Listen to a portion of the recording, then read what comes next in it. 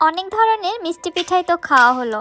শীতের সন্ধ্যায় এমন গরম গরম মুচমুচে ঝাল পিঠা যদি পাওয়া যায় তাহলে কেমন হয় বলুন তো। আসসালামু আলাইকুম everyone, welcome back to my channel. আজকে আমি তৈরি করব সিলেটের জনপ্রিয় নুন গড়া পিঠা, অথবা নুনিয়া পিঠাও বলে অনেকে। যারা মিষ্টি পিঠা খেতে পছন্দ করেন না তারা চাইলে এইভাবে ঝাল পিঠাটা তৈরি করে খেতে পারেন। পিঠাটা খেতে কী যে মজা, আপনারা না বানিয়ে খেলে আফসোস করবেন। পিঠাগুলি কত বেশি ক্রিস্পি এবং মুচমুচে আশা করছি আপনাদের বুঝতে আর বাকি নেই। চুলায় একটি প্যানের মধ্যে নিচ্ছি 1 কাপ নর্মাল ঠান্ডা পানি, দিয়ে দিচ্ছি এর মধ্যে 2টি পেঁয়াজ কুচি, 3 থেকে 4টি দিয়ে দিচ্ছি কাঁচা মরিচ কুচি।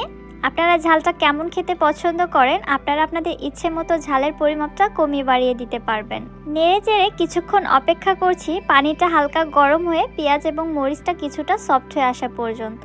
যখন দেখবেন এরকম একটা কালার চলে এসেছে তখন এর মধ্যে দিয়ে দিচ্ছি আমি 1/2 চামচ আদা বাটা, 1/2 চামচ রসুন বাটা, 1/2 চামচ দিচ্ছি ভাজা জিরার গুঁড়া, 1 চামচ দিচ্ছি মরিচের গুঁড়া। আমি আগেই বলেছি মরিচের পরিমাপটা আপনারা আপনাদের টেস্ট বুঝে কমিয়ে বাড়িয়ে দিবেন। 1/4 টিস্পুন দিলাম হলুদের গুঁড়া এবং 1 চা চামচ দিয়ে দিচ্ছি লবণ। লবণটাও যে যার স্বাদ বুঝে দিয়ে দিবেন। এবারে নেড়েচেড়ে অপেক্ষা করছি পানিটা ফুটে ওঠা পর্যন্ত। পানিটা যখন ফুটতে শুরু করেছে জাল করে পানিটা আবার টেনে ফেলানো যাবে না, ঠিক ওই মুহূর্তে দিয়ে দিচ্ছি আমি এর মধ্যে 1 কাপ চালের গুঁড়া। আমি এখানে উঁচু করে মেপে 1 কাপ আটা নিয়েছি, যেহেতু এটা ভেজা চালের গুঁড়া এজন্য একটু বেশি লেগেছে। আর আপনারা যদি শুকনো চালের গুঁড়া নেন তাহলে কাপের মুখ সমান করে নেবেন। 1 কাপ পানির জন্য 1 কাপ আটাই কিন্তু এনাফ। চালের গুঁড়াটা দিয়ে দেওয়ার পরে নেড়ে চেড়ে আমি এখানে একটি সেমি হার্ড ডো তৈরি করে নিচ্ছি।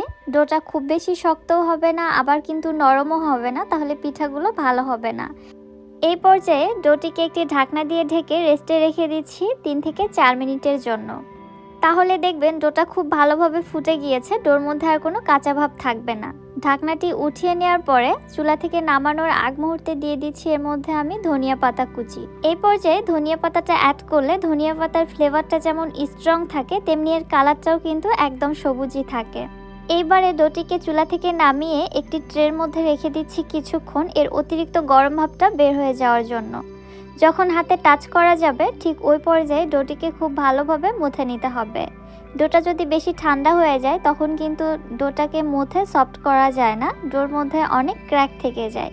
সো ডোটাকে মুথে খুব ভালোভাবে সফট করে নিতে হবে। দেখতে পাচ্ছেন আমার এই ডোটা কত বেশি সফট হয়েছে।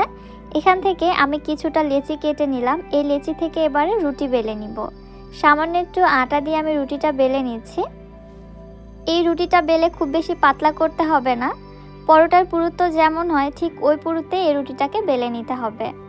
আবার বেশি মোটা করে বেলে নিলে পিঠাগুলো কিন্তু ফুলতেও যাবে না, আবার আমার পিঠাগুলো যেমন ক্রিস্পি হয়েছে অমন ক্রিস্পিও হবে না, ভেজে নিতেও অনেক বেশি সময় লাগবে।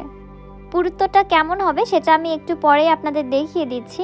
তার আগে দেখুন এখানে আমি একটি কেকের মোল্ড দিয়ে পিঠাগুলোকে কেটে নিচ্ছি, যেন সাইড থেকে খুব সুন্দর একটা ডিজাইন ক্রিয়েট হয়। আমার কাছে ডিজাইনটা খুব ভালো লাগে এজন্য আমি এভাবে কেটে নিচ্ছি। আপনারা আপনাদের ইচ্ছে মতো যে কোনো শেপে এই পিঠাগুলো কেটে নিতে পারেন, তাতে কোনো প্রবলেম নেই বা টেস্টেরও কোনো হেরফের হবে না। অতিরিক্ত সাইড থেকে যে অংশগুলো বের হলো এগুলো কিন্তু ফেলে দিব না, এগুলো দিয়ে আবারও পুনরায় রুটি বেলে পিঠা তৈরি করে নেওয়া যাবে। একটি রুটি থেকে এখানে বেশ কয়েকটি পিঠা তৈরি হয়েছে দেখতে পাচ্ছেন। ঠিক একইভাবে আমি পুরো ডো থেকে এতগুলো পিঠা তৈরি করে নিয়েছি। আমি একটু দেখাচ্ছি পুরুত্বটা ঠিক কেমন হবে। এই তো দেখুন, আশা করছি বুঝতে পেরেছেন। এবারে তাহলে চলে যাচ্ছি চুলাতে পিঠাগুলো ভেজে নেওয়ার জন্য। এই পিঠাগুলো ভাজতে তেলটা খুব ভালোভাবে হাই হিটে গরম করে নিতে হবে, তারপরে পিঠা ছেড়ে দিতে হবে, তাহলে পিঠাগুলো ফুলবে। তেল যদি প্রপার ওয়েতে গরম না হয় তাহলে কিন্তু এই পিঠাগুলো ফুলবে না। যখন দেখবেন তেল গরম হয়ে তেলের মধ্যে বুদবুদ ক্রিয়েট হচ্ছে তখন বুঝতে হবে তেলটা খুব ভালোভাবে গরম হয়েছে। ঠিক ওই মুহূর্তে পিঠাগুলোকে ছেড়ে দিতে হবে এবং পিঠা ছেড়ে দেওয়ার পর যখন পিঠাগুলো ফুলে আসবে ঠিক ওই মুহূর্তে চুলার হিটটাকে লো টু মিডিয়ামের মাঝামাঝি রাখতে হবে। ওই হিটে পিঠাগুলোকে ক্রিস্পি করে ভেজে নিতে হবে, তাহলে দ্রুত কালারও চলে আসবে না, পিঠাগুলো ধীরে ধীরে ভাজাও হবে সেই সাথে ক্রিস্পিও হবে। আমার এই পিঠাগুলো ভাজা হয়েছে দেখতে পাচ্ছেন। পিঠার মধ্যে যেমন সুন্দর একটা কালার চলে এসেছে, একটুও পুড়েও যায়নি বা ডার্কও হয়নি, তেমনই ক্রিস্পি হয়েছে। আওয়াজটা শুনে তো বুঝেই গেছেন। প্রত্যেকটি পিঠা কত সুন্দর ফুলেছে, জাস্ট দেখুন, দেখে কিন্তু খেতে ইচ্ছে করছে।